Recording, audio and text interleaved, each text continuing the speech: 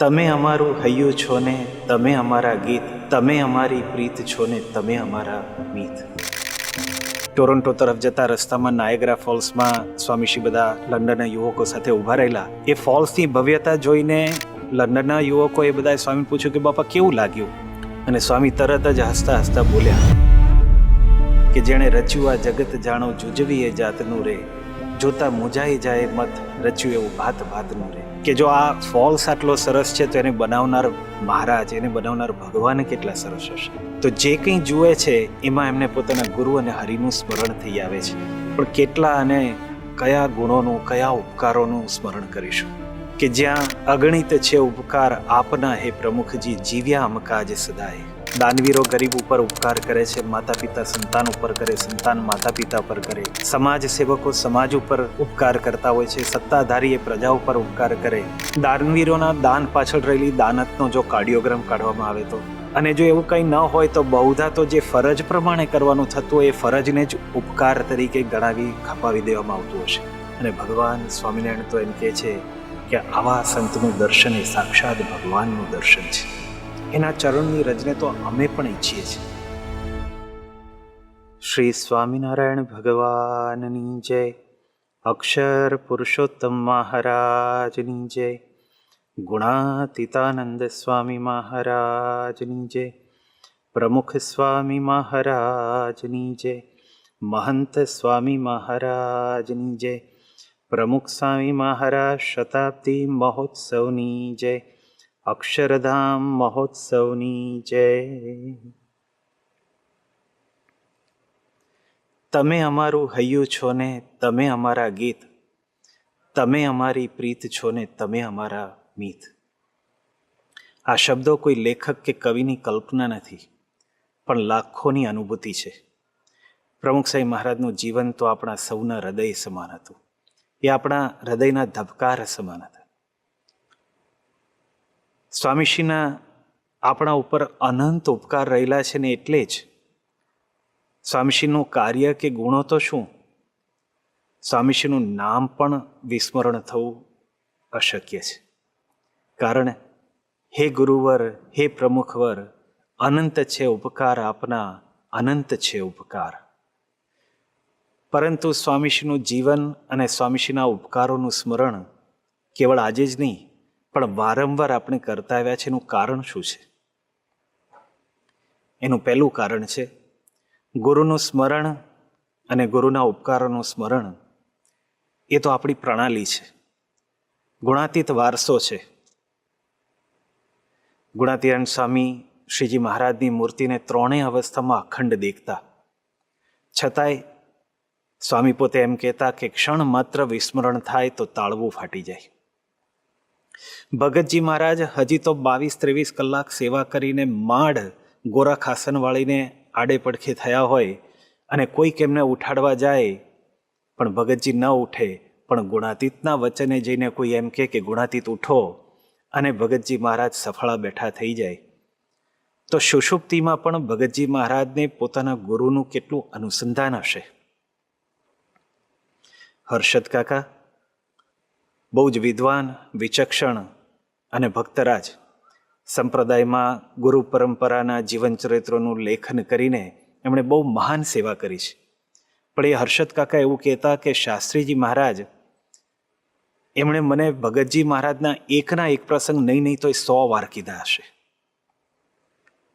તો ગુરુનું સ્મરણ એ શાસ્ત્રીજી મહારાજના મનમાં કેટલું ચાલતું હશે. બ્રહ્મ સ્વરૂપ યોગીજી મહારાજ 1956માં તીર્થયાત્રા હતા. આફ્રિકાના બધા હરિભક્તો સાથે હતા. લક્ષ્મણ ઝૂલા પાસે નાવમાં બેસીને ગંગા પાર ઉતરવાનું હતું. યોગીજી મહારાજ નાવમાં ગોઠવાયા, બધા હરિભક્તો પણ ગોઠવાયા. પણ જેવા નાવમાં બેઠા, યોગીજી મહારાજે પાણી લઈ આંખે અડાડી અને યોગી બાપા બોલ્યા કે જય નર્મદા મૈયા. સામે બેઠેલા હરમાનભાઈ એકદમ હસવા મળ્યા કે બાપા આપણે તો ગંગા નદીમાં છીએ અને આપ નર્મદા કેમ બોલ્યા? યોગી બાપા કે એ તો શાસ્ત્રીજી મહારાજ નર્મદામાં સ્નાન કરતા ને એટલે અમને તો એ જ સાંભળે. સંસ્કૃતમાં ન્યાયમાં એક પંક્તિ આવે છે, એક સંબંધી જ્ઞાનમ અપર સંબંધી સ્મારકમ ભવતી. એક વસ્તુનું જ્ઞાન બીજી કોઈ અન્ય વસ્તુની સ્મૃતિ કરાવી દે છે. પણ ગુણાતીત સત્પુરુષના જીવનમાં જોઈએ તો આ પંક્તિ કંઈક જુદી રીતે ચરિતાર્થ થયેલી છે. યોગીજી મહારાજ બેઠા છે નાવમાં અને ગંગા નદીમાં, પણ એમને સાંભળે છે નર્મદા, કારણ કે શાસ્ત્રીજી મહારાજ નર્મદામાં સ્નાન કરતા.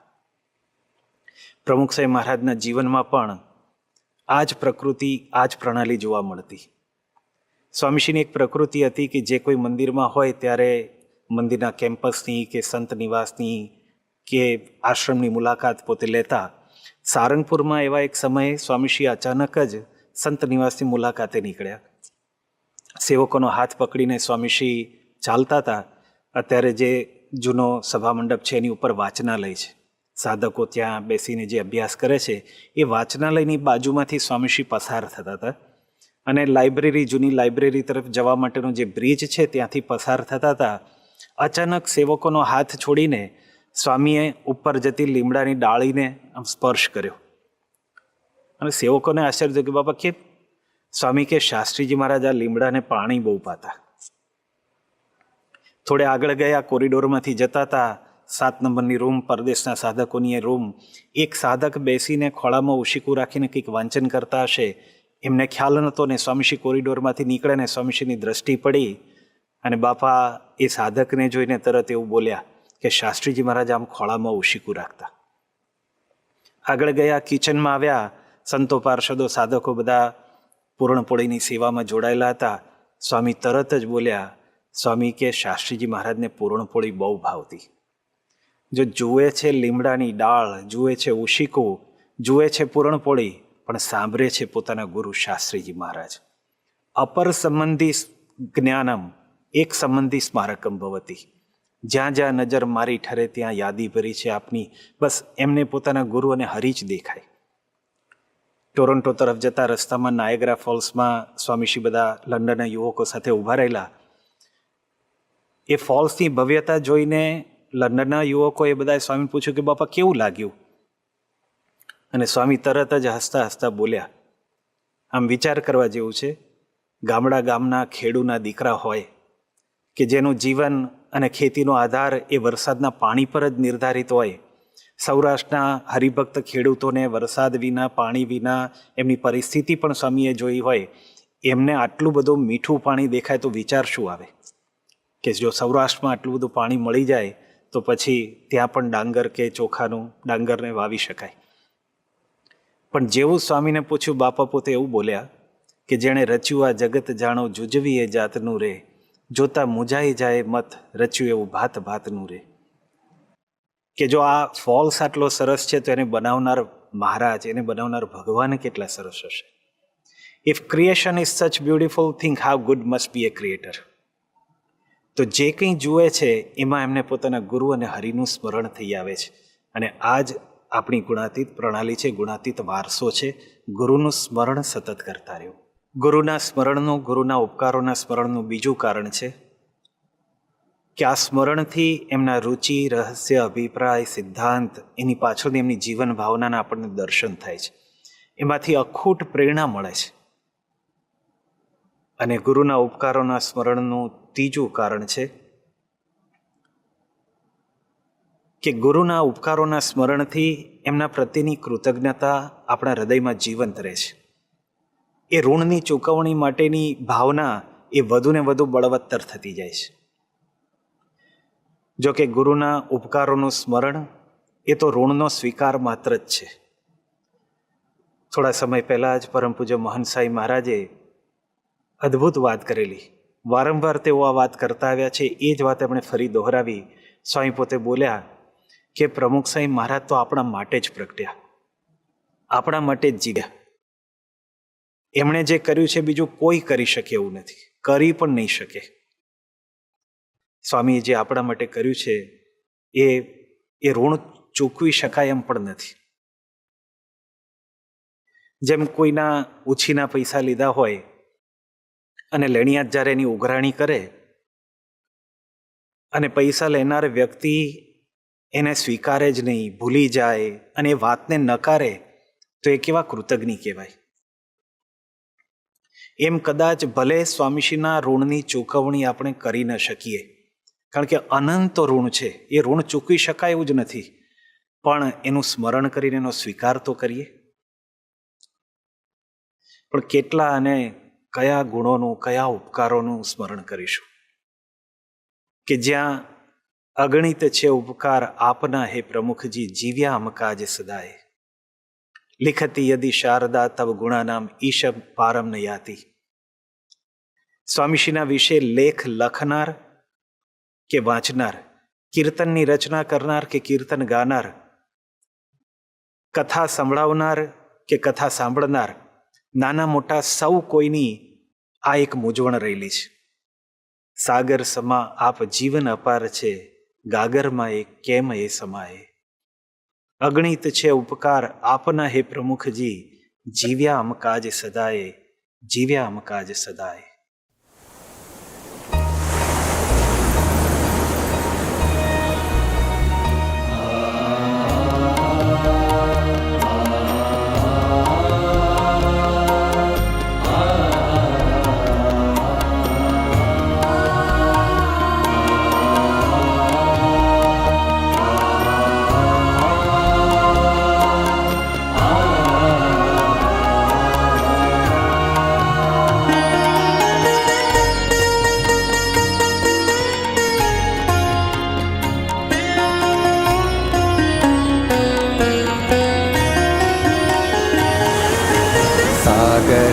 સમાન આપ જીવન અપાર છે, ગાગરમાં કેમ એ સમાય.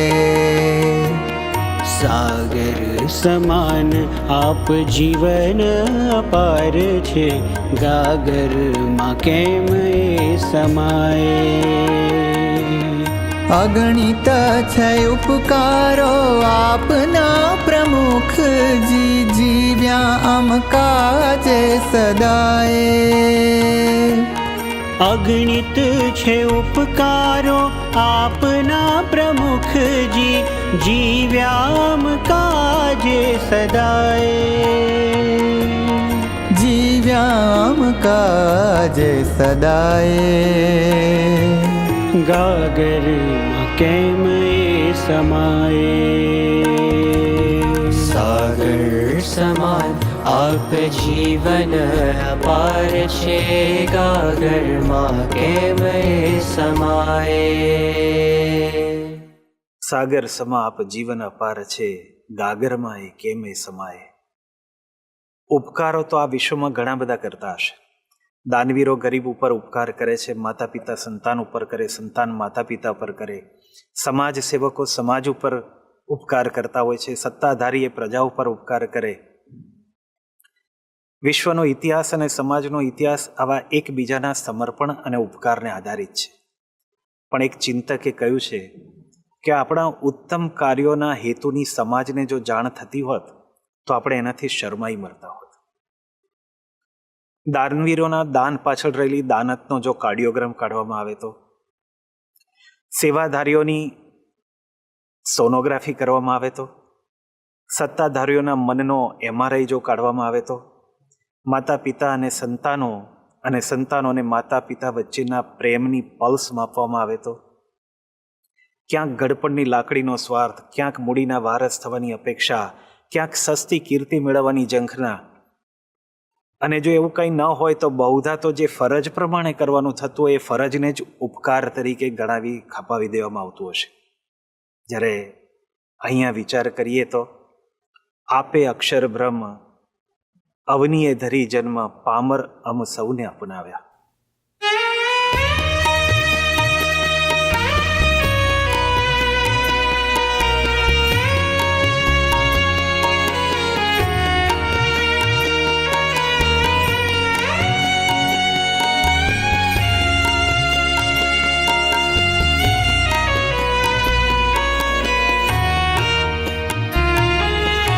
આપે अक्षर ब्रह्म अवनीए धरी जन्म पामर अम सहुने अपनाव्या आपे अक्षर ब्रह्म अवनीए धरी जन्म पामर हम सौने अपनाव्या सुख मां संगाथ दई दुखो मां हाथ दई सुख मां संगाथ दई दुखो मां हाथ दई अंतर नाहे ते नवराव्या अंतर नाहे ते नवराव्या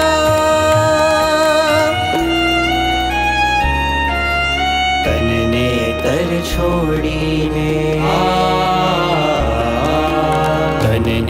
तर छोड़ीने मनडाने मरडीने लीजव्या मुने दयाए अगणित छे उपकारो आपना प्रमुख जी जीव्याम काजे सदाए जीव्याम काजे सदाए गागर मां के मैं समाए सागर समान आप जीवन अपार छे गागर मां के मैं समाए પ્રમુખ સાંઈ મહારાજે તો સાક્ષાત અક્ષર બ્રહ્મ, દિવ્ય પુરુષ, સામર્થ્યવાન, અત્યંત પૂર્ણ કામ હતા. ભગવાન સ્વામિનારાયણ વચનામૃતમાં જેને માટે કહે છે કે જેને આ લોકના કોઈ સુખમાં પ્રીતિ જ નથી, કોઈ સ્વાર્થ નથી, કોઈ અપેક્ષા નથી, અને આમ જુઓ તો ગરજ પણ નથી અને ફરજ પણ નથી, છતાંય ભગવાન સ્વામિનારાયણના પગલે પગલે પોતાનો દેહ એમણે કૃષ્ણાર્પણ કરી રાખ્યો.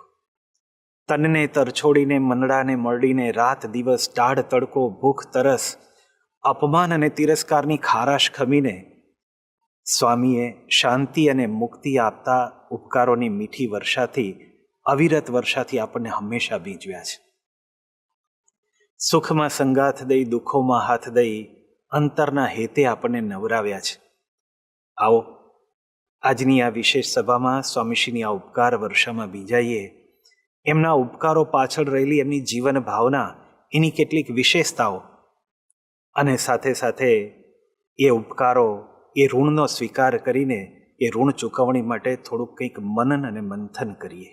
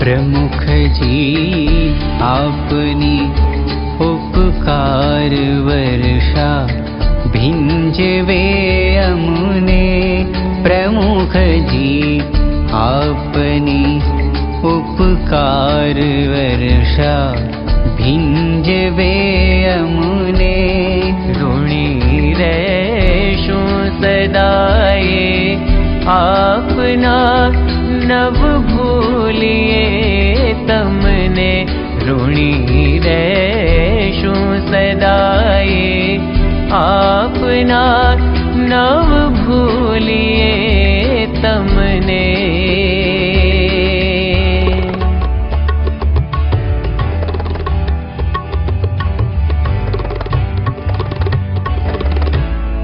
सह्या छे कष्ट अपरंपार जीवन भर तमे स्वामी સહ્યા છે કષ્ટ અપરંપાર, જીવનભર તમે સ્વામી.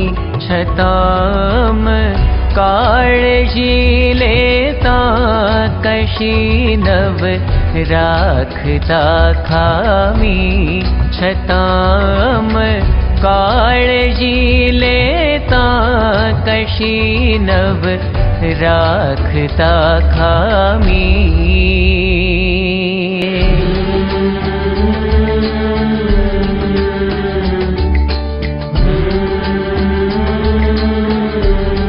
જુઓના દેહના રોગો ગણોના, આયુ પોતાની. જુઓના દેહના રોગો ગણોના, આયુ પોતાની. તામ દર્દથી દુઃખી બની સેવા કરો છાની.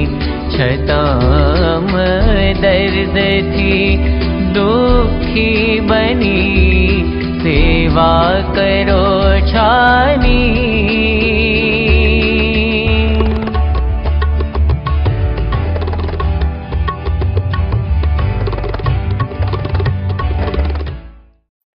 સહ્યા છે કષ્ટ અપરંપાર, જીવનભર તમે સ્વામી.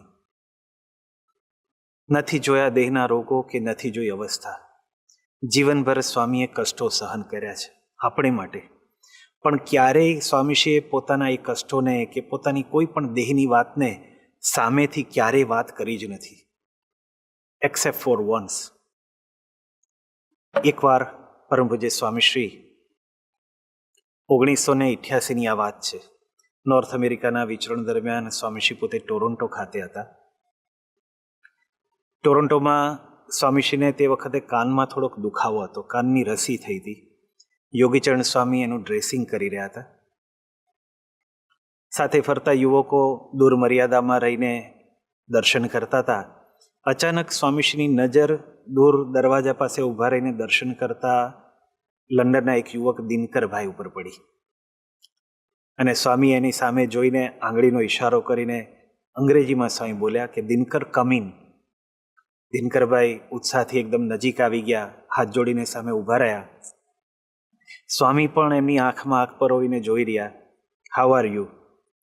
અને પછી સ્વામી એકદમ બોલવાની શરૂઆત કરી. યોગીચરણ સ્વામી ડ્રેસિંગ કરતા હતા એ પણ થંભી ગયા. કારણ એટલું હતું કે આજ સુધી ક્યારેય સ્વામીશ્રીએ પોતાના કષ્ટોની વાત નથી કરી. એ સ્વામી પહેલી વાર આજે એવા શબ્દો બોલી રહ્યા હતા. સ્વામી દિનકરની સામે જોઈને કીધું કે દિનકર, આ મારી આંખો ગઈ. બાપા જે બોલતા હતા એક એક વાક્યે એક એક શબ્દે આપણે કેટલું મનન ચિંતન કરી શકીએ એમ છે. સ્વામી કે મારી આંખો ગઈ. આપણને ખબર છે 1980માં સ્વામીશ્રી જ્યારે અહીંયા પધાર્યા, આંખની સર્જરી કરવાની થઈ ત્યારે ડૉક્ટરે પણ કીધું, પણ છતાંય મોજડીમાં પગ અવળ હવળ થઈ ગયા. ફિલાડેલ્ફિયામાં એક જગાએ પાણીની તોમડીને પણ ઠેસ વાગી અને ઢોળાઈ ગઈ. ત્યારે સંતોને ખ્યાલ આવ્યો કે બાપા આપને દેખાતું નથી લાગતું, આંખમાં કંઈ તકલીફ છે. અને ડૉક્ટરોએ પણ કીધું કે અત્યારે ને અત્યારે સર્જરી કરવી જોઈએ. અને સંતોએ પૂછ્યું કે બાપા આપે કેમ જણાવ્યું નહીં, ક્યારથી આવું છે? સ્વામી કે કદાચ આપણે કહીએ ને આ બધાએ આયોજન કરી રાખ્યું હોય તો એ બધાનું આયોજન ખોરવાઈ જાય. આપણા આયોજન ખોરવાયની આપણો લાભ જતો ન રહે એના માટે સ્વામીશ્રી પોતાની આંખ ગુમાવવા તૈયાર હતા. પણ છતાંય સ્વામીશ્રીએ ક્યારેય એવું નથી કીધું કે હવે તો મારી આંખોને વિરામ આપો, હવે તો આ પત્ર લેખનનો આટલો બધો પત્ર વાંચન કરવું પડે છે, એ પત્રનો મારો તો હવે થોડોક ઓછો થાય. એ સ્વામી પહેલી વાર કહી રહ્યા હતા કે દિનકર, આજે મારી આંખો ગઈ. સ્વામી કીધું કે આ મારા હાથ ગયા. બંને હાથે અત્યંત દુખાવો હોય છતાં પણ સ્વામીશ્રીએ ક્યારેય એવું નથી કીધું કે આ 7 લાખ પત્રો આ લખવાના ઓછા થતા જ નથી, હવે તો એમાં કંઈક વિરામ આપો. સભા પછી કે મુલાકાત દરમિયાન એક આસને બેઠા બેઠા બધાને આશીર્વાદ આપતા રહેવું, મળતા રહેવું, તો પણ સ્વામીશ્રીએ ફ્રોઝન શોલ્ડર થઈ ગયા છતાં પણ ક્યારેય એની ફરિયાદ નથી કરી. એ સ્વામી આજે કહી રહ્યા હતા કે આજે મારા હાથ ગયા. સ્વામી કે આ બંને ઢીંચણ પર હાથ મૂકીને કે આ બંને પગ પણ ગયા. આપણે જાણીએ છીએ સ્વામીશ્રીના બંને પગે ફરતો વા હતો. એક આસને બેસી રહેવું એ બહુ જ કઠણ પડે. વિચરણમાં પણ ખાડા ટેકરા ચડવાના હોય, પગથિયા ચડવાના હોય, તો પણ સ્વામીશ્રીએ ક્યારેય એવું નથી કીધું કે હવે તો વિચરણમાં કંઈક વિરામ રાખો. એ સ્વામી આજે પહેલી વાર કહી રહ્યા હતા કે દિનકર, આ મારી આંખો ગઈ, મારા હાથ ગયા, આ પગ ગયા, આ કેડો ગઈ, હવે પહેલાંની જેમ બેસાતું નથી. પણ તોય ઉત્સવ સમયમાં 2-3 કલાક, ઉત્સવ સભા પછી પાછી મુલાકાત દરમિયાન 2 કલાક બેસીને એક આસને બેસીને સ્વામીશ્રી આપણને સાંભળતા રહ્યા છે. પણ આજે પહેલી વાર સ્વામીશ્રી એનો ઉલ્લેખ કરી રહ્યા હતા. સ્વામીશ્રીએ કેડો પર હાથ મૂકીને કીધું આ કેડો ગઈ. અને પછી સ્વામીએ દિનકર સામે જોઈને કીધું કે દિનકર, આજે આ કાન બાકી હતા ને, કાન પણ ગયા. યોગીચરણ સ્વામી સાથે ઊભા રહીને ડ્રેસિંગ કરતા હતા, એ પણ સ્થિર થઈ ગયા. દિનકરની આંખોમાંથી તો પાણી વહેવા લાગ્યા. અને પછી બાપા જે બોલ્યા છે ને, આપણા રૂવાડા ઊભા કરી દે. સ્વામી કે દિનકર, આ આંખો ગઈ, આ હાથ ગયા, આ પગ ગયા, આ કેડો ગઈ, આ કાન બાકી હતા એ કાન ગયા, પણ મારી ભક્તિ હજુ એવી ને એવી છે. કઈ ભક્તિ? 21મી મે 1950ના દિવસે પોતાના ગુરુ શાસ્ત્રીજી મહારાજને એમણે જે વચન આપેલું કે આ સમગ્ર સત્સંગીઓની, હરિભક્તોની સુખાકારી માટે મારા દેહની પરવા કર્યા સિવાય હું ઘસાઈ છૂટીશ. અને જીવનના છેલ્લા શ્વાસ સુધી સ્વામીશ્રી એ પ્રતિજ્ઞાનું પાલન કરતા રહ્યા. આવા ઉપકારોને આપણે કેમ ભૂલી શકાય? એમણે ક્યારેય પોતાના દેહના કષ્ટો સામે જોયું જ નથી. પ્રતિ વર્ષ શારીરિક તકલીફો તો વધતી જ રહેતી, પણ એ જ આંખો વણ નિર્દેશેલું પણ જોઈ શકતી. સ્વામીશ્રીના એ જ કાન વણ કહી વિપત્તિઓને સાંભળી શકતા. પોતાના માટે ભગવાનની ઈચ્છા અને હૃદયમાં કઠોર આત્મનિષ્ઠા. પણ જ્યારે બીજાની વાત આવે ત્યારે એ જ હૃદયમાં કોઈને દુખ્યો ન ખમાય એવી અત્યંત દયાળુ પ્રકૃતિ. એ જ હૃદયમાં દરેકની મૂક માગણી અને લાગણીઓને સમજી શકવાની એક સામર્થ્યના આપણને દર્શન થાય. જેમ વરસાદ વરસે છે એ કોઈ ભેદભાવ વિના, તેમ સ્વામીશ્રીની ઉપકાર વર્ષામાં કોઈ ભેદભાવ નથી. એમાં કોઈ નાત જાતના વાડા નથી, દેશ પરદેશના સીમાડા નથી, નાના મોટા ગરીબ તવંગર એવા કોઈ ભેદ નહોતા. સામાન્ય શ્રમિક હોય, સમર્પિત સંત હોય કે પછી કોઈ નવયુવાન સાયન્ટિસ્ટ હોય, સ્વામીશ્રીની કરુણા સૌને ભીંજવી જતી. સ્વામીશ્રી એકવાર આણંદમાં બિરાજમાન હતા, પત્ર વાંચન કરી રહ્યા હતા અને એક પત્ર એવો આવ્યો જેમાં એક સામાન્ય ગામના એક શ્રમિક પરિવાર, શ્રમિક દંપતીનો એ પ્રશ્ન હતો. એમાં એણે પોતાની વ્યથા, હૃદય દ્રાવક વર્ણન કરેલું હતું.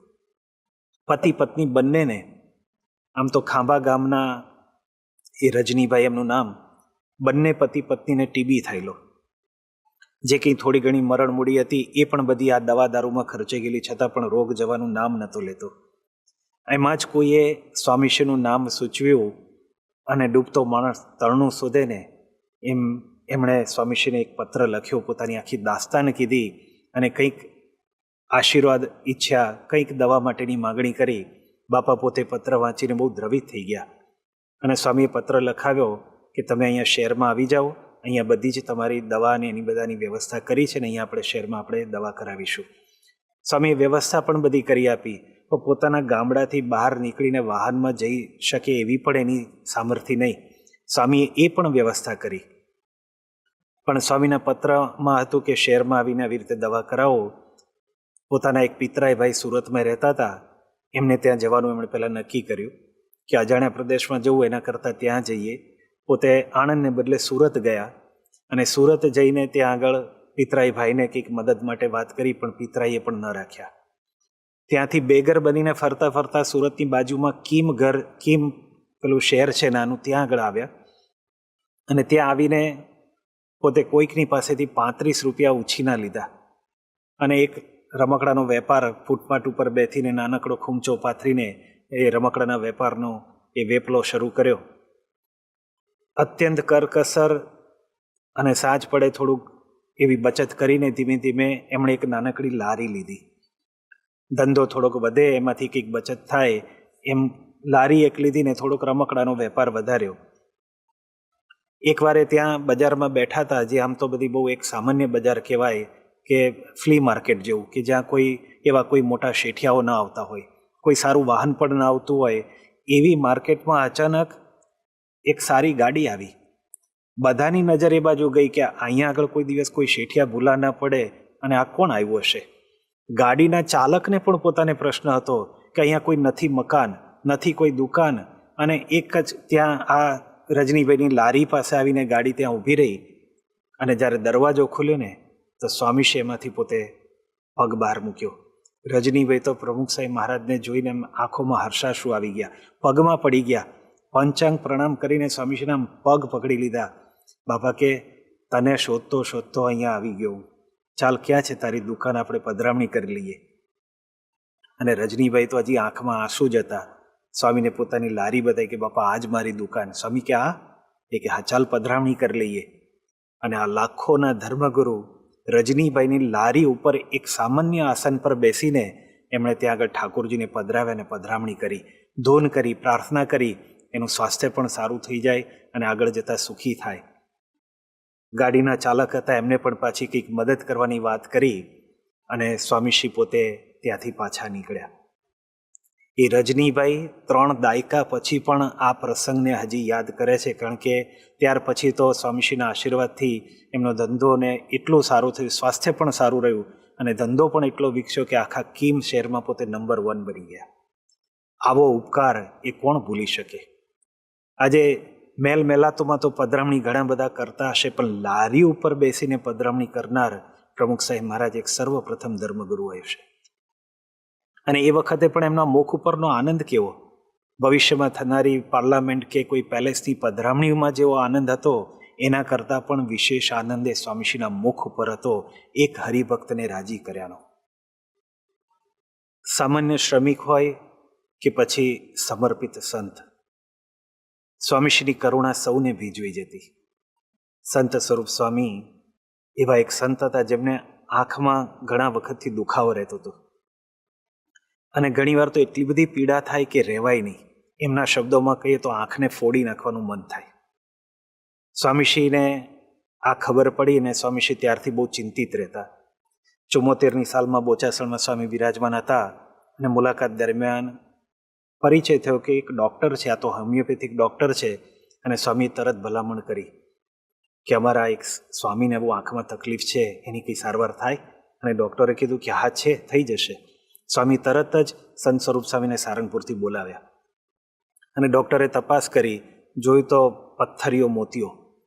અને એમણે કીધું કે 30 દિવસ સુધી સતત અહીંયા રોકાવું પડશે ને એમની સારવાર કરવી પડશે. અને સ્વામીએ તરત જ સંત સ્વામીને કીધું, સંત સ્વરૂપ સાંઈને, કે તમે અમારી સાથે અહીંયા રહેજો. એ વખતે સંતોની ખેંચ અને ઓછા સંતો એટલે જવાબદારી પણ જાજી હોય, પણ છતાંય સ્વામી કીધું કે અમારી સાથે રહેજો, અહીંયા વિચરણ કરશું આજુબાજુના ગામમાં, ને સાંજે તમે આવી દવા કરાવજો. અને સ્વામીએ સારવાર કરાવી, પણ જોઈએ એવું સાજું ન થયું. સ્વામીશ્રી વિચરણમાં જોડે જ રાખ્યા. સાઉથની યાત્રામાં જ્યારે સ્વામીશ્રી ગયા 76માં, તો એ વખતે હુબલીમાં ત્યાં આગળ ફરી એવું જ બન્યું. મુલાકાત દરમિયાન કોઈક ડૉક્ટર આવ્યા અને પોતે આંખના સ્પેશિયાલિસ્ટ હશે, એટલે સ્વામીએ તરત કીધું કે અમારા સ્વામીને બહુ તકલીફ છે, તમે સાજું કરી દો. ડૉક્ટરે તપાસ કરી અને સ્ટીરોઇડ્સના ડ્રોપ્સ આપ્યા. દવા કંઈક થોડીક સારી રહી, કારણ કે જ્યારે ડ્રોપ્સ નાખે ત્યારે તો રાહત રહેતી, પણ વળી પાછો થોડોક સમય થાય અને પાછો દુખાવો ઉપડે, અને એટલો બધો દુખાવો ઉપડે કે તાત્કાલિક ડ્રોપ્સ નાખવા પડે. ગોવામાં સ્વામીશ્રી સાથે જતાં જતાં આવો દુખાવો ઉપડ્યો. સ્વામીશ્રી એક બાંકડા ઉપર બેસાડીને પોતાના ખોળામાં એમનું માથું રાખીને પોતાના હાથે આંખના ટીપા, આંખમાં સ્ટીરોઇડ્સના ડ્રોપ્સ નાખી આપ્યા. એક માતા પોતાના દીકરાને કેટલો પ્રેમ આપતો હોય ને, એવું આ દ્રશ્ય હશે. સ્વામીશ્રી ત્યાંથી છપૈયાની યાત્રામાં જ્યારે ગયા હતા, તો છપૈયામાં જન્મસ્થાનમાં દર્શન કરતાં કરતાં સ્વામીશ્રી એકદમ વાંકા વળ્યા, જન્મસ્થાનની રજ લીધી અને રજ લઈને સંત સ્વરૂપ સ્વામીના આંખે અડાડી અને બોલતા જાય કે મહારાજ મટાડો, ઘનશ્યામ મહારાજ મટાડી દો. કેટલી ચિંતા એ સ્વામીશ્રી પોતે કરતા રહ્યા. અને 80માં પોતે સ્વામીશ્રી જ્યારે પોતે અમેરિકા આવ્યા ત્યારે જાણે સ્વામીશ્રીની જ્યારે આંખની સર્જરી થતી હતી ત્યારે સર્જરી કરનાર ડૉક્ટરને પણ સ્વામીશ્રીએ ભલામણ કરી કે તમે દેશમાં આવો, અમારા એક સંત છે ને એમને આંખમાં બહુ જ આવી તકલીફ છે, તો દેશમાં આવો, તમને જાણ કરજો, એમની આપણે સારવાર કરાવી છે.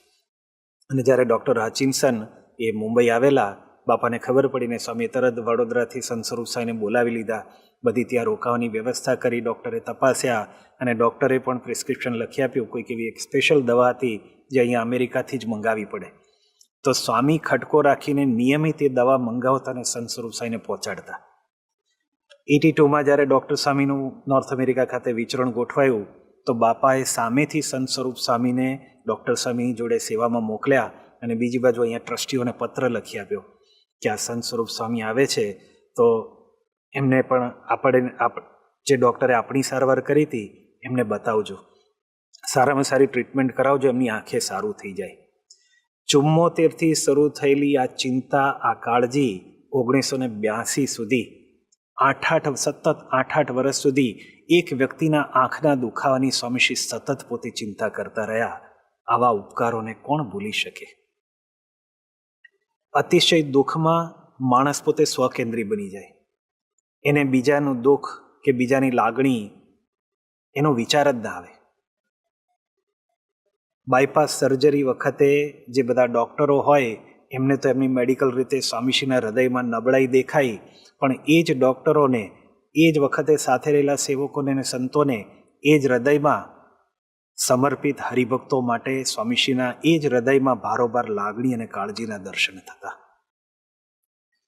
બાયપાસ સર્જરી પછી પૂજ્ય યજ્ઞવલ્લભ સ્વામી સાથે લનોક્સ હોસ્પિટલમાં સ્વામીશ્રીના દર્શને જવાનું થયું. બીજા જ દિવસે હજી તો સ્વામીશ્રીના શરીર ઉપર પણ ઘણા બધા ઇલેક્ટ્રોડ્સ અને બધું લાગેલું હતું, પણ સ્વામીશ્રી એટલા પ્રેમથી સંતોને બોલાવ્યા અને સાથે આવેલા યુવક વિપુલભાઈ, જે પોતે ઇસરોના સાયન્ટિસ્ટ પણ અક્ષરધામની સેવા માટે સમર્પિત અને અક્ષરધામની સેવાના જ એક ટેકનિકલ કામ માટે પોતે અહીંયા અમેરિકા સ્વામીશ્રીની સાથે જ આવેલા.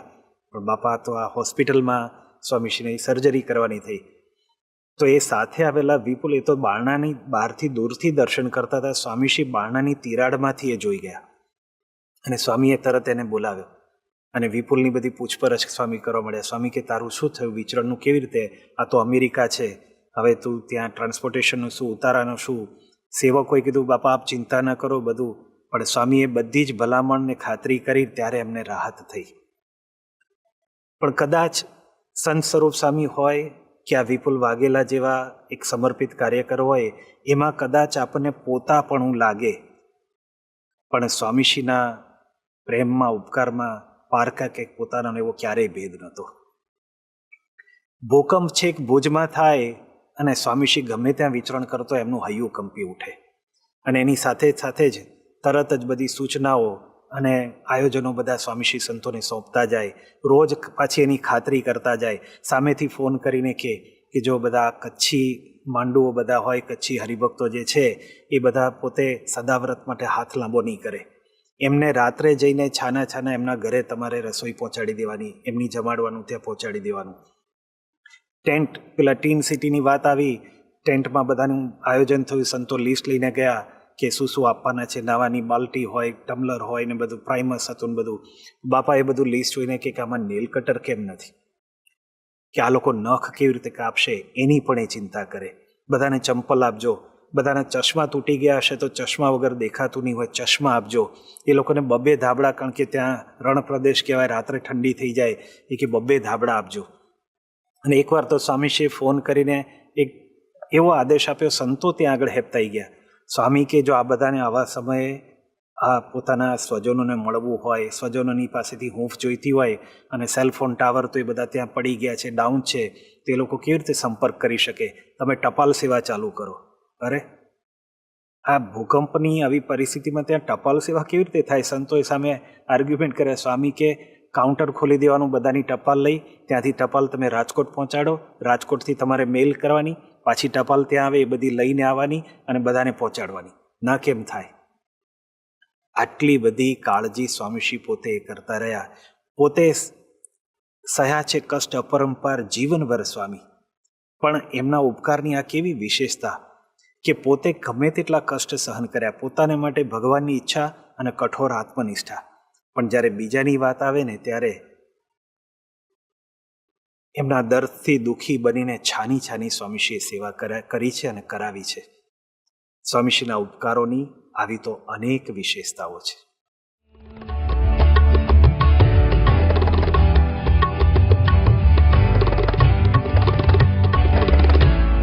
कदीये स्वप्न माये गुरुवचन लोप्यूं नहीं स्वामी. कदीये स्वप्न माये गुरुवचन लोप्यूं नहीं स्वामी. तथापि पाड सम अम भूलने माफी दैवामी.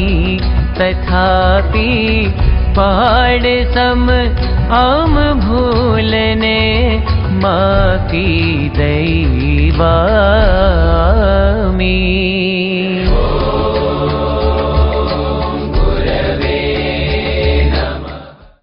જે શિષ્યને પોતાના ગુરુની મરજી, પોતાના ગુરુની ઈચ્છા અને ગુરુની અનુવૃત્તિ પ્રમાણે જ આખું જીવન જીવ્યા હોય, પોતાનું આયખું ઓગાળી દીધું હોય, એ શિષ્ય એને ગુરુના વચન લોપવાનો તો સંકલ્પ પણ ક્યાંથી હોય.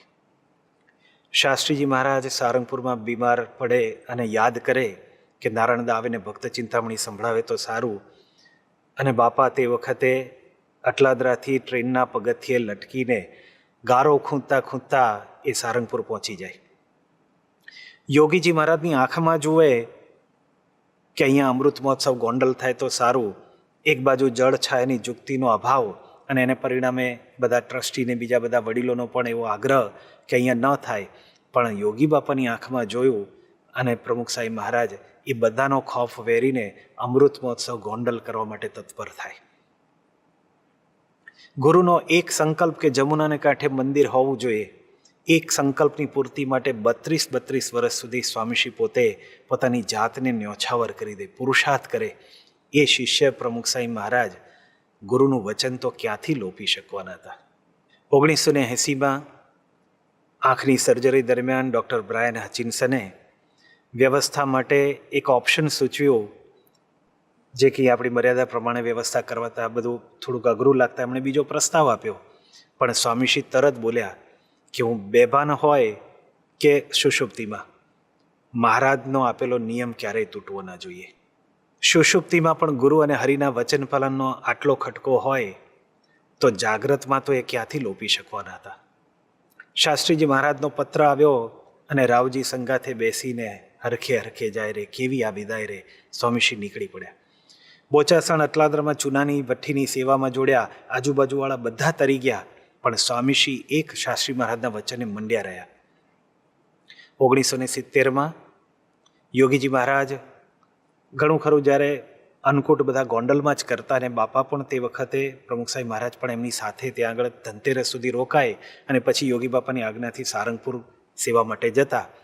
એમ ધનતેરસ સુધી ત્યાં રોકાઈને સ્વામીશ્રી સારંગપુર જવા માટે નીકળ્યા અને બધા સંતોએ વિનંતી કરી કે પ્રમુખ સાહેબ મહારાજ આ વખતે અન્નકૂટ તમે અહીંયા યોગી બાપા સાથે કરો કે તમે રોકાઈ જાઓ. સ્વામી કે બધાને સમજાવ્યું કે જો તમે બધા સમજો, શાસ્ત્રીજી મહારાજે મને કીધું છે યોગીની આજ્ઞામાં રહેવાનું, તે આજ સુધી હું કરતો આવ્યો છું. યોગી બાપાએ જે કીધું એમાં ક્યારેય ફેરફાર ન થાય, એમની ઈચ્છા છે એટલે હું સારંગપુર મારે કાયમ ત્યાં જવાનું હોય. બધા સંતોએ સામે દલીલ કરી, પણ યોગી બાપા આપને આ કહેશે તો?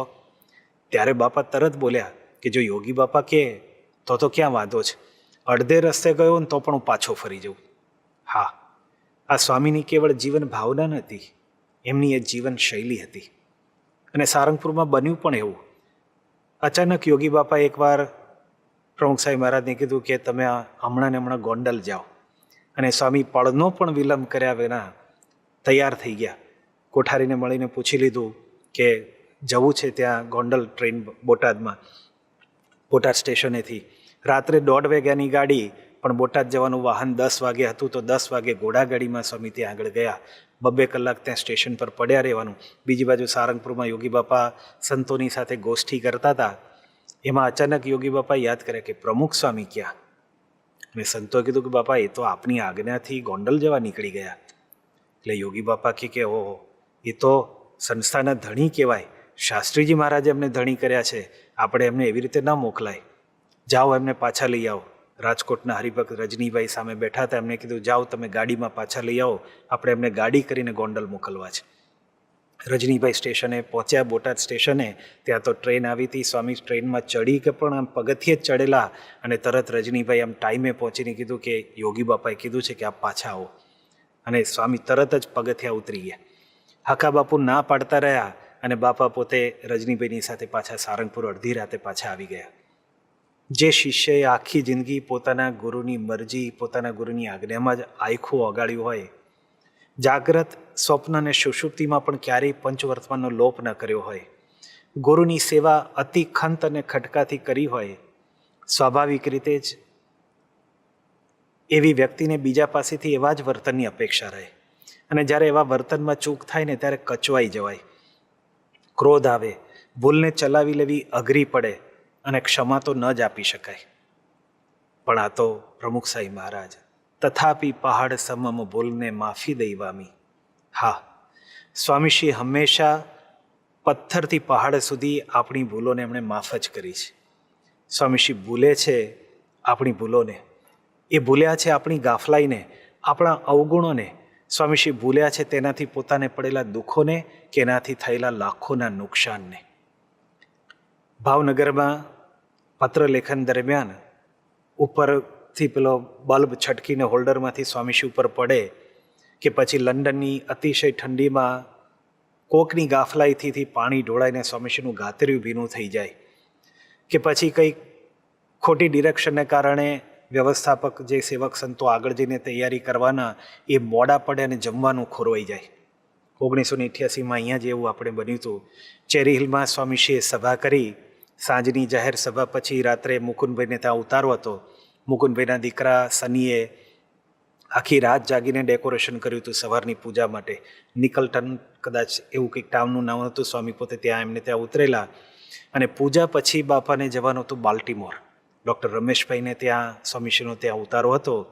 એટલે પૂજા પછી તરત જ બ્રહ્મતીર્થ સ્વામી અને જે સેવકો હતા એ આગળ જઈને રસોઈ અને વ્યવસ્થા માટે આગળ એમને જવાનું હતું. એટલે એમણે મહેશભાઈ ડણાકને પૂછ્યું કે અમારે કેવી રીતે જવાનું છે, કોની ગાડી છે.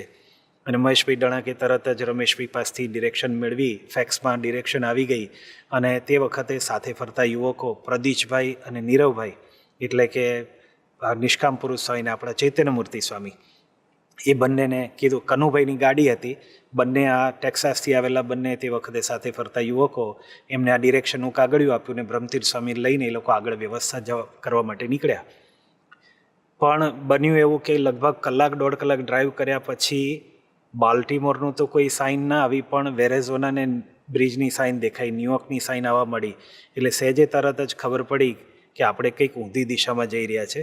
આપણે જવાનું છે સાઉથમાં ને આમાં તો લખ્યું છે નોર્થમાં. ડિરેક્શનમાં લખાણમાં ભૂલ હતી. હવે એ વખતે કોઈ સેલફોન નહીં, કોઈ જીપીએસની સિસ્ટમ નહીં. માંડ 1.5 કલાક ખોટી દિશામાં ગયા પછી યુ ટર્ન મારીને પાછા ફર્યા અને જ્યારે બાલ્ટીમોર પહોંચ્યા ત્યારે 2:30 વાગી ગયા હતા. બાપા તો એ વખતે 12 વાગે ત્યાં પહોંચી ગયા અને ત્યાં આગળ જઈને જેમણે વ્યવસ્થા કરવાની હતી, થાળ કરવાનો હતો, રસોઈ કરવાની હતી, એ બધું કાંઈ જ નહીં. પણ સ્વામીશ્રી એક શબ્દ પોતે બોલ્યા નથી કે કેમ આવું થયું, કોની ભૂલ હતી, કાંઈ જ નહીં.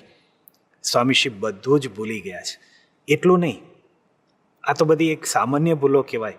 રસોઈમાં કદાચ ખાંડને બદલે મીઠું પડી ગયું હોય કે દહીંને બદલે સાવર ક્રીમ પડી ગયું હોય, એ તો બધી હવે સામાન્ય ભૂલો થઈ ગઈ. એ તો સ્વામીશ્રી ક્યારેય એને માટે ફરિયાદ પણ કરી નથી. પણ ભયંકરમાં ભયંકર ભૂલ હોય કે સ્વામીશ્રીનું અસ્તિત્વ મિટાવી દેવા માટેના પણ જેણે પ્રયત્ન કર્યા હોય એવી વ્યક્તિને પણ સ્વામી છેવટ સુધી સાચવી છે. પ્રસંગ પણ બહાર આવવા નથી દીધો. કોઈકે ઉલ્લેખ કરવા જાય તો સ્વામી કે બધું ભૂલી જાઓ, એની કાંઈ જરૂર નથી. એણે સેવા કેટલી બધી કરી હતી. હા, સ્વામીશ્રી આવી પહાડ જેવી અનેક ભૂલોને ભૂલી ગયા છે, ક્ષમા જ આપી છે. કેવળ યાદ રાખી છે આપણી અલ્પ સેવાઓને અને આપણા અલ્પ ગુણોને. અણુ અપી અતુલમ માનીને હંમેશા જમાનો ચોપડો જ રાખ્યો છે. યુદ્ધ દરમિયાન ઊભું થયેલું યુદ્ધનું માનસ યુદ્ધ પૂરું થાય ક્યારેય નાશ નથી પામતું. વરસાદ પડતો હોય ત્યારે વટવૃક્ષ નીચે કોરું હોય, પણ વરસાદ બંધ થયા પછી એ વડના વરસાદને બંધ થતાં ઘણી વાર લાગે છે. જેમ સ્વિચ બંધ કર્યા પછી પંખો ફરતો રહે છે, એમ જેમાં સ્વાર્થ અને પૂર્વગ્રહ હોય, દેહભાવ અને દેહાભિમાન હોય, એ વ્યક્તિના માનસમાં બદલાની આગને સળગતી રાખે છે, ક્રોધની જ્વાળાને જલતી રાખે છે. પણ જેમને સ્વાર્થ જ નથી, પૂર્વગ્રહ જ નથી, અસંખ્ય લોકો એમની આગળ નિષ્કપટ થાય અને ન થાય તો એ અંતર્યામી પણ એ બધું જ જાણવા છતાં એમને વિશે ક્યારેય સ્વામીશ્રીને ક્યારેય ભાવફેર જ થતો નથી. દરિયાવ દિલ અને હેતાળ અહીંયાથી સ્વામીશ્રીએ હંમેશા અપરાધ થયાનો અહેસાસ પણ કોઈને આવવા દીધો નથી.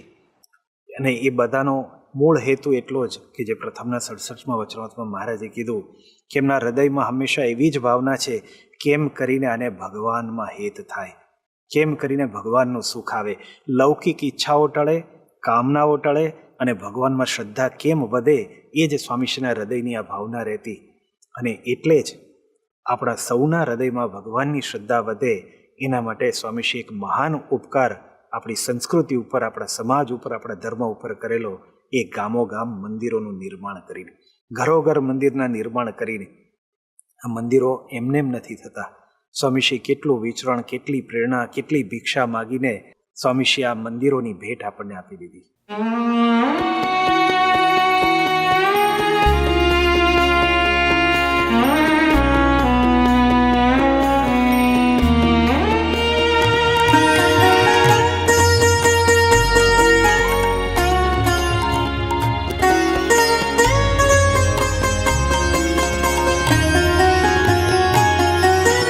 મંદિરો ગામ ગામ સરજીને ઠામ ઠામ શ્રદ્ધાના દીવડા ચલાવ્યા. મંદિરો ગામ ગામ સરજીને ઠામ ઠામ શ્રદ્ધાના દીવડા જલાવ્યા. ઘેર ઘેર વિચરીને સંસ્કારો સિંચીને, ઘેર ઘેર વિચરીને સંસ્કારો સિંચીને, એકતાના એકડા ઘૂંટાવ્યા, એકતાના એકડા ઘૂંટાવ્યા.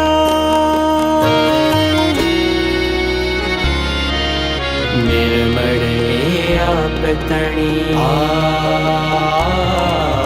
નિર્મળે આપ તણી કરુણાની ગંગામાં કાગળોએ હંસ બની જાય. અગણિત છે ઉપકારો આપના પ્રમુખજી, જીવ્યા અમ કાજે સદાએ, જીવ્યામ કાજે સદાએ. ગાગરમાં કેમ સમાયે, સાગર સમાન આપ જીવન અપાર છે, ગાગરમાં કેમ સમાયે.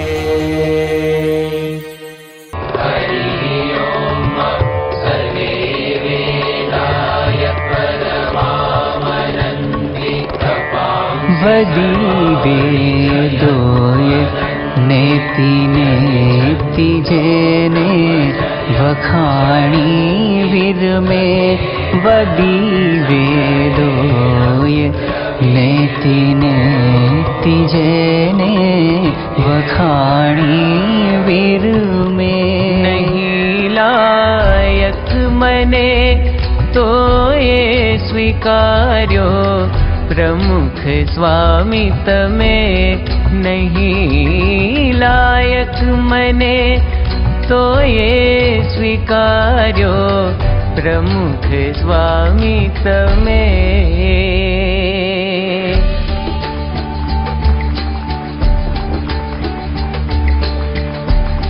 પ્રમુખજી આપની ઉપકાર વર્ષા ભીંજવે અમને.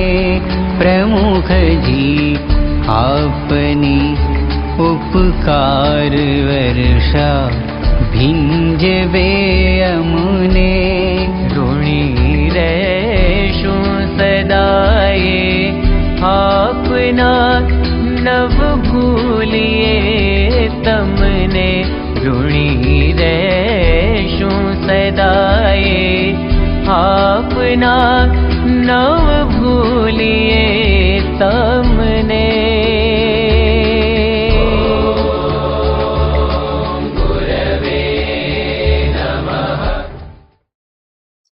વળી વેદો નેતિ નેતિ કહી વખાણી વિરમે, નહીં લાયક તોય મને સ્વીકાર્યો પ્રમુખ સ્વામી તમે.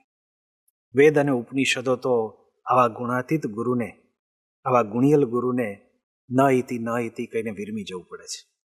શ્રીમદ ભગવદ્ ગીતામાં અદ્વેષ્ટા સર્વભૂતાના મૈત્ર કરુણા ભગવદ્ ગુણોના ધારક આવા સત્પુરુષને ગુણાતીત કહે છે. સમય પ્રિય કહીને ભગવાન શ્રી કૃષ્ણ એમને પોતાની અત્યંત પ્રિય વ્યક્તિ કહે છે. શ્રીમદ ભાગવતમાં સાધવો હૃદયમ મહ્યમ કહીને આવા સંતને પોતાનું હૃદય જેમણે ગણ્યા છે. રામાયણ કહે છે કે સો નર આપ રઘુવીર સમાયા. સાક્ષાત રઘુવીરજીની જેને ઉપમા આપી દીધી. અને ભગવાન સ્વામિનારાયણ તો એમ કહે છે કે આવા સંતનું દર્શન એ સાક્ષાત ભગવાનનું દર્શન છે. એના ચરણની રજને તો અમે પણ ઈચ્છીએ છીએ. પ્રથમના 67માં વચનામૃતમાં મહારાજ કીધું એ તો અતિશય મોટા છે, અને એમની આગળ લાખો મનુષ્ય હાથ જોડીને ઊભા છે. અને મહારાજે એમાં જે આજ્ઞા કરી કે આપણે આ તુલના કરવી ઘટે, નિષ્કુળાનંદ સ્વામી શ્રીજી મહારાજની આજ્ઞા અનુસાર આવી તુલનાને અનુતાપ અને પરિતાપ કરતા કહે છે, તમે છો ગુણવંતા અને ગુણના ભંડાર છો, તો અનેક અવગુણે પૂર્ણ અમે. જો તમારી ભલાઈનો પાર નથી આવતો, તો મારી ભૂંડાઈનો પાર ન આવે. હે આજ મહારાજ મળી જોડ જોયા સરખી, ક્યાં તમે ને નાથ ક્યાં અમે રે. સ્વામીશ્રી કેવા અલૌકિક અને આપણે કેવા લૌકિક. એ કેવા નિર્માની અને આપણે કેવા માનના ભૂખ્યા. સ્વામીશ્રી કેવા નિર્લોભી અને આપણે લોભમાં ડૂબાડૂબ. સ્વામીશ્રી કેવા નિષ્કામી અને આપણે તૃષ્ણાઓથી તરબતર. એમના આદેશો અને આદર્શો કેટલા ઉચ્ચ, અને બીજી બાજુ એ આદેશો પ્રમાણે, એ આદર્શો પ્રમાણે વર્તવાનો આપણો પુરુષાર્થ કેટલો પાંગળો. છતાંય નહીં લાયક તોય સ્વીકાર્યો પ્રમુખ સ્વામી. આપણા સ્વભાવ, દોષ, પ્રકૃતિ કે કાંઈ પણ જોયા સિવાય સ્વામીશ્રી આપણને સ્વીકાર્યા એ એમનો મોટામાં મોટો ઉપકાર છે. સ્વીકાર્યા એટલું જ નહીં, એમણે આપણને સુધાર્યા અને આપણને ઉગાર્યા. આનાથી વિશેષ મોટો ઉપકાર શું હોઈ શકે?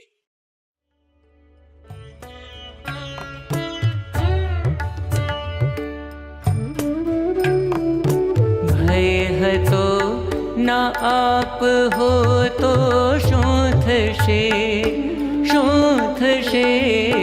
ભય હતો ના આપ હો તો શું થશે.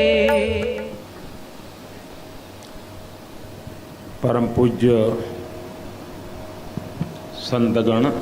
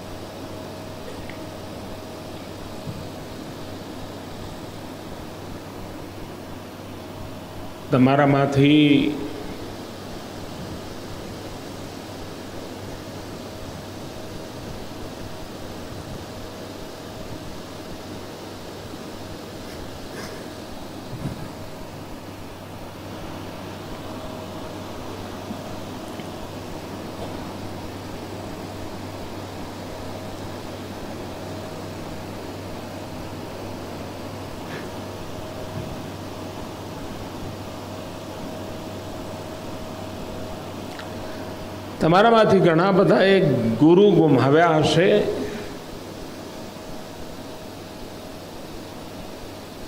મેં પિતા ગુમાવે છે.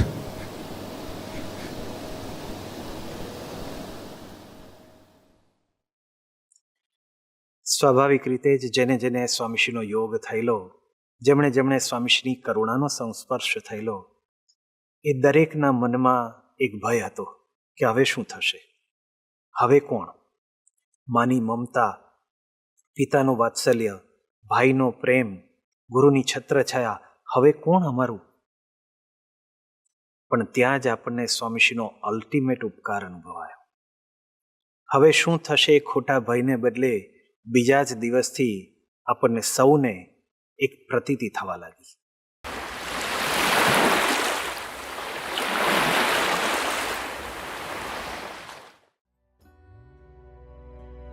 તિરોધાન થઈને પ્રગટ છો સદાય, તિરોધાન થઈને પ્રગટ છો સદાય, રહ્યા છો મહંત સ્વરૂપે કૃપાએ, રહ્યા છો મહંત સ્વરૂપે કૃપાએ, દિશે રૂપન્યમ સ્વરૂપે અનન્યમ, દિશે રૂપન્યમ સ્વરૂપે અનન્યમ, પ્રમુખજી તમારું સકલ દિવ્ય દિવ્યમ.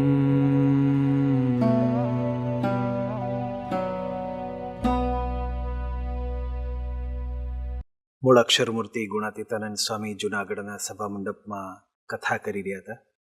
અચાનક સ્વામીની દ્રષ્ટિમાં કોઈક દૂર બેસીને કંઈક વાંચતું હોય એવું લાગ્યું, એટલે સ્વામીએ પૂછ્યું કે કોણ એ? અને દૂર એક થાંભલે બેસીને કંઈક વાંચન કરી રહેલા એ સંતે જવાબ આપ્યો કે સ્વામી, એ તો હું માધવચરણ. સ્વામીએ કીધું કે કેમ, અમારાથી રીસાણા છો કે શું? એટલે માધવચરણ સાહેબ કે ના ના સ્વામી, એ તો અહીંયા બેસીને હું ગ્રંથનું વાંચન કરું છું.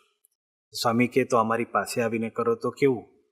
અને માધવચરણ દાસ પોતે ગુણાતીતાનંદ સ્વામીની પાસે આવ્યા અને પાસે બેસીને એમણે વાંચન શરૂ કર્યું. ગુણાતીતાનંદ સ્વામી સાંભળતા જાય, નિરૂપણ કરતા જાય અને લાભ આપતા જાય.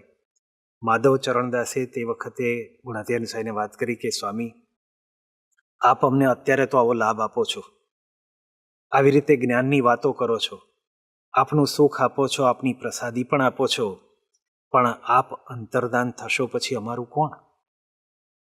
અને જેવું આપું છે એવું ગુણાતીતાનંદ સ્વામી પોતે બોલ્યા કે આવા શબ્દો જ આપણે ન બોલવા જોઈએ.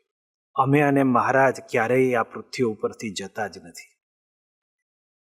યોગીજી મહારાજના ધામગમન પછી પ્રમુખ સાહેબ મહારાજની પૂજામાં એકવાર સ્વામીશ્રીની યોગી બાપાની અંતર્ધાન તિથિ હતી, એટલે કીર્તનો ગવાયા. પૂજા પૂરી થઈ પછી સ્વામી ઉતારે પધાર્યા અને સાથે ફરતા યુવકો થોડી હળવી ગોષ્ઠીમાં જોડાયા. એમાં એક યુવકે સવારની પૂજાની સ્મૃતિ કરતા બાપાને વાત કરી કે સ્વામી, આજે યોગી બાપાની સ્મૃતિના કીર્તનો ગવાયા, મને બ્રહ્માનંદ સ્વામીની યાદ આવી ગઈ. જ્યારે મહારાજ અંતર્ધાન થયા ત્યારે બ્રહ્માનંદ સ્વામીએ જે કેવા પદો ગયા હતા અને કેટલા વ્યાકુળ થઈ ગયા હતા, એમ આજે પૂજામાં કીર્તનો સાંભળતા સાંભળતા મને પણ એક વિચાર આવી ગયો કે આપ નહીં હો તો અમારું શું થશે, ભવિષ્યમાં અમારું શું થશે? અને બાપાએ આ સાંભળીને તરત જ કીધું કે જો, એક વાત દ્રઢ રાખવી, શ્રીજી મહારાજ ગયા જ નથી અને જવાના જ નથી. આ લોક છે એટલે મનુષ્ય શરીર ધાર્યું હોય તે ત્યાગ કરે, પણ એ તો હંમેશા પ્રગટ જ છે, માટે જતા રહે છે એવું માનવું જ નહીં. હા, વન કદાચ મોર સુના બને, આકાશ કદાચ સૂર્ય સુનું બને, સમુદ્ર કદાચ જળ સુનો બને, પણ આ સંપ્રદાય કદી સત્પુરુષ વિનાનો થવાનો નથી. સત્પુરુષ પૃથ્વી ઉપરથી જતા જ નથી. સ્વામીશ્રીના એક પત્રે આખો સત્સંગ સમાજ જે રીતે પ્રગટ ગુરુ હરિમહંસ સ્વામી મહારાજમાં જે જોડાઈ ગયો અને દિન પ્રતિદિન બીજા દિવસે જે પ્રતીતિ બધાને આવવા માંડી અને બધાનું હૃદય આજે સ્વીકારતું થઈ ગયું કે આ તો રૂપ બદલાયું છે પણ સ્વરૂપ તો એનું એ છે, નામ બદલાયું છે પણ કામ અને કામણ તો એના એ જ છે, હાથ બદલાયો છે પણ સાથ તો એ જ છે. પ્રમુખ સાંઈ મહારાજનો આપણા ઉપર આ એક અલ્ટિમેટ ઉપકાર હતો. પરમ પૂજ્ય મહંત સાંઈ મહારાજ દ્વારા પ્રગટ રહીને એવી ને એવી સંભાળ, એવી ને એવી કાળજી આપણા જીવનના છેલ્લા શ્વાસ સુધી એ પોતે આ આયોજન આપણું કરતા ગયા છે.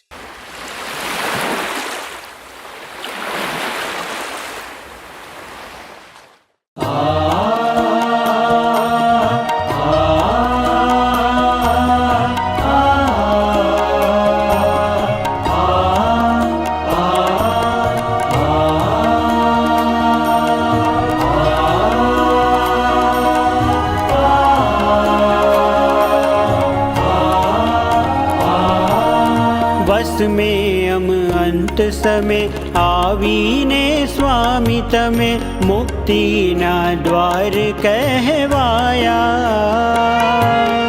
वस में यम अंत समय आवीने स्वामी तमे मुक्तिना द्वार कहवाया. ભૌતિક તવ દેહ ત્યજી ઝાલ્યો અમ હાથ હજી. भौतिक तव देह त्यजी झाल्यो अम हाथ हजी. महंत स्वामी માં સમાયા. महंत स्वामी मां समाया.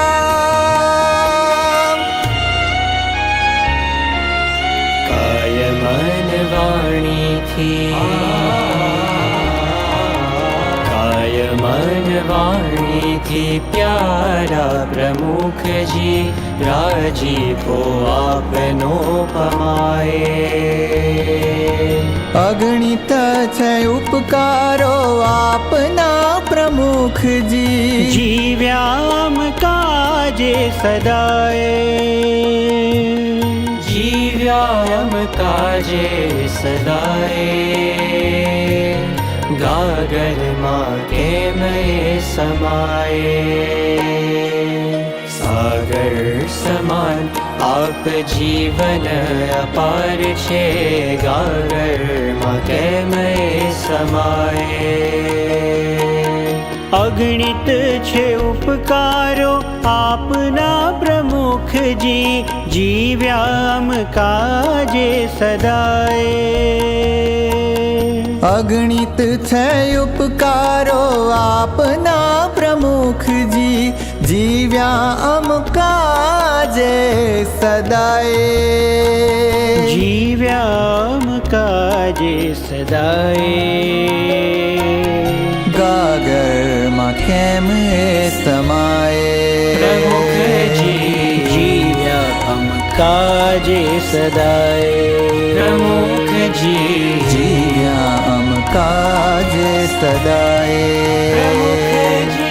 જીવ્યામ કાજે સદાય.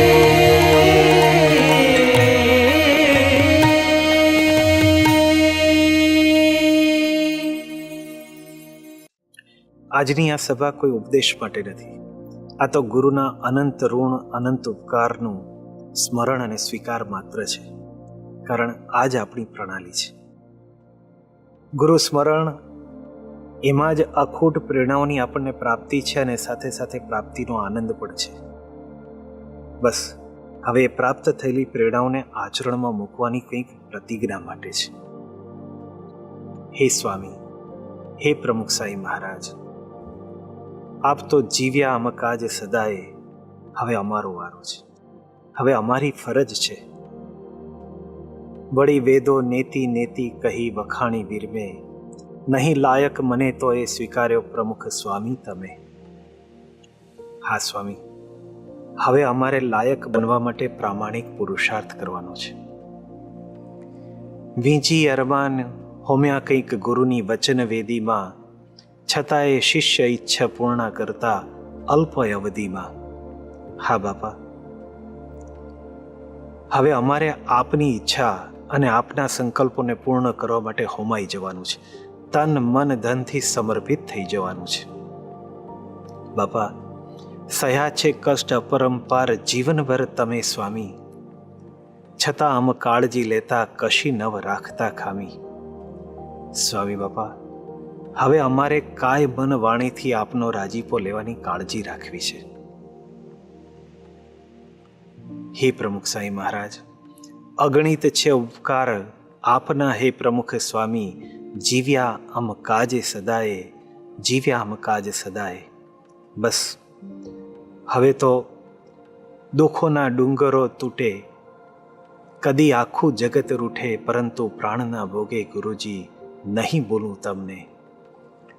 તબ કાજ મરશું જીવશું સૌ, ધ્યેય એક જ ધારતા. હે ગુરુજી, હે પ્રમુખજી, હે મહંતજી, નહીં બોલું તમને. સ્વામી, આપ તો અમારું હૃદય છો, અમારા હૃદયના ધબકાર છો, અને એટલે જ how can we forget hour on heartbeats.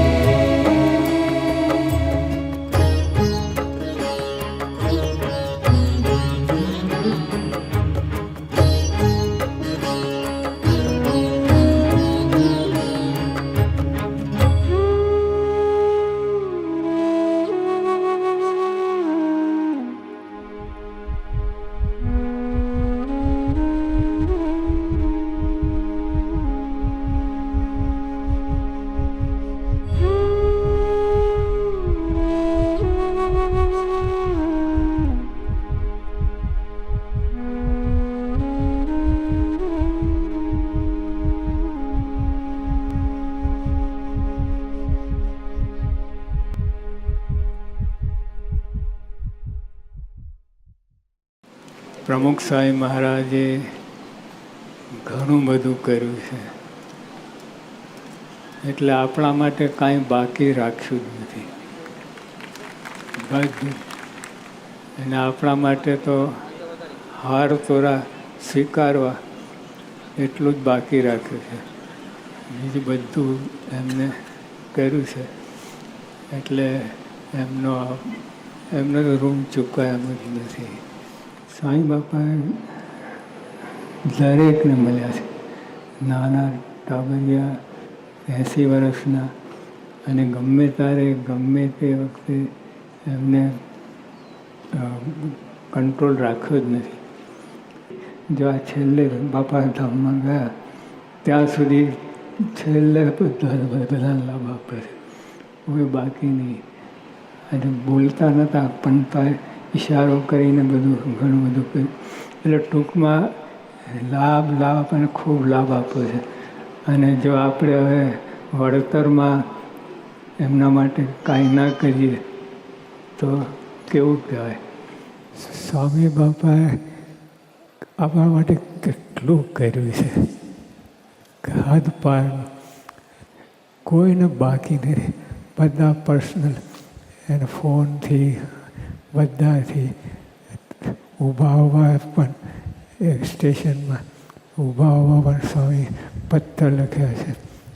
અને એમણે એક સેકન્ડ બાકી રાખી નથી. આપણા ભક્તો માટે બધું જ કરી છૂટ્યા છે. અને આપણે એમના માટે કરવાનું છે.